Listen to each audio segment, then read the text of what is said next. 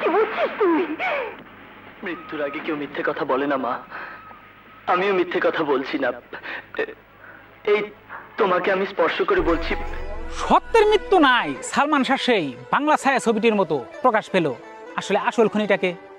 29 বছর পর বাংলাদেশের মানুষ জানতে পারলো সে আত্মহত্যা করেনি, তাকে পরিকল্পিতভাবে মারা হয়েছে।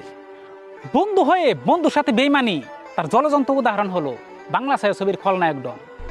মাত্র 12 লক্ষ টাকার বিনিময়ে বন্ধু হয়ে বন্ধুকে ফাঁসির দড়িতে ঝোলাতে তার একটুও কি কে পড়লো না মন?